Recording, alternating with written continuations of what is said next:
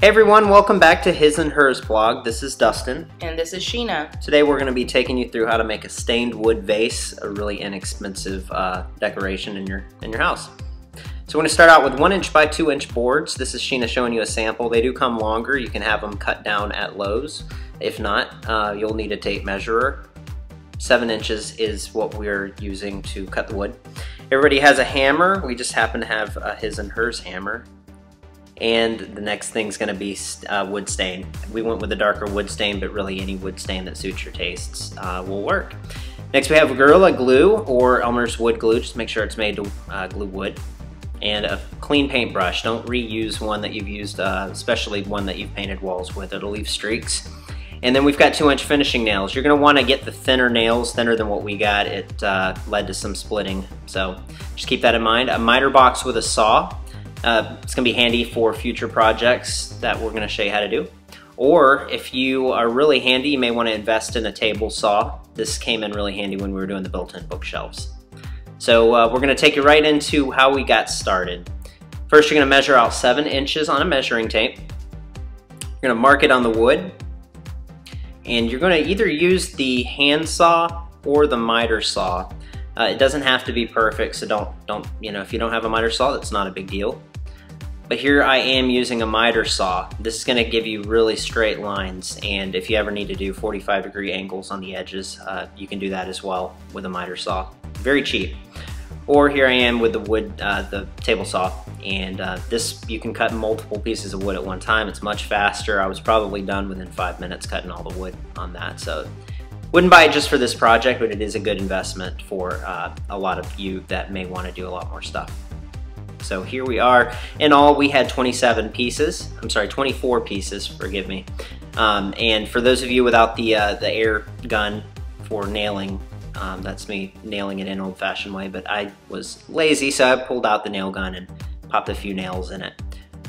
We're gonna build 6 of these little squares, and you wanna make sure that your pattern doesn't repeat. If you look at the video there, you'll see there's a special way of laying these pieces of wood so that you don't have repeating patterns.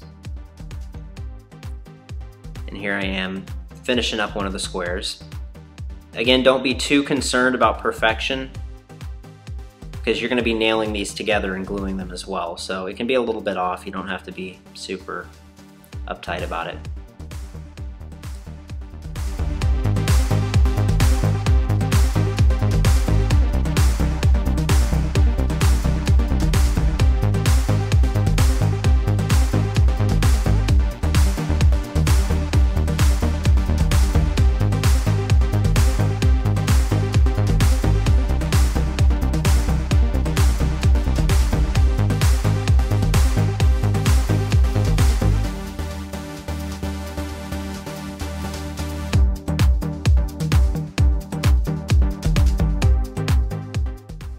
Alright guys, so you'll see Dustin here kind of showing you guys how the wood is slightly off, how we do have some imperfections, but again, we left it like this. We thought it brought a lot of character into the actual piece, so I suggest you leave it. But if you want to fix it, you can spackle it up. So go ahead and repeat those steps about 6 times or more, depending on how tall you want your wood vase to be. We decided to go 6 boxes high. A little different than the original tutorial, but I will leave you guys that website link so you can see how the original looked. I believe she stacked maybe 9 pieces high, 9 squares high. So you'll see here Dustin is showing you the finished square product. Now we're going to show you here how to attach them. You're going to use that good old wood glue again. Make sure you do a clean line all the way down. Try not to overuse the glue. Any glue that does seep out will ruin the stain in the final process. So you'll see here Dustin keeps turning the wood around. He is doing that for a purpose. It's to try to mix and match the grains. You can see that one edge looks really rough and one edge looks really smooth. This gives a great personality to the piece. And you'll see him nailing these pieces together. So you want to use the glue and you want to nail it in. So here he's showing you guys how to do it the good old-fashioned way with a nail and hammer. So just keep on watching here just in case you do not have a nail gun. This can still be attempted with just a good old hammer and your 2 inch finishing nails.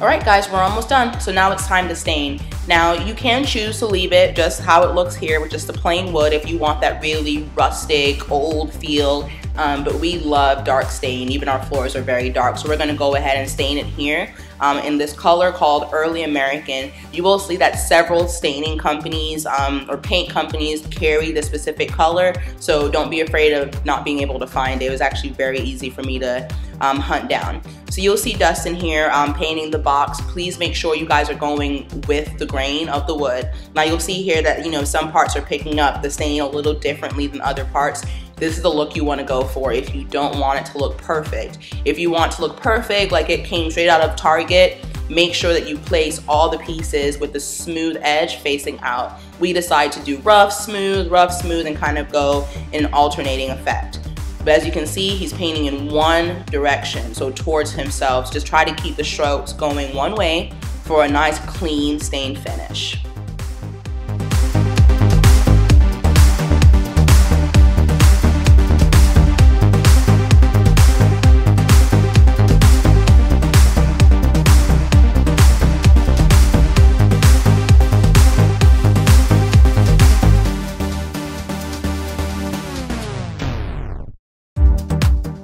Alright guys, so this is the finished product.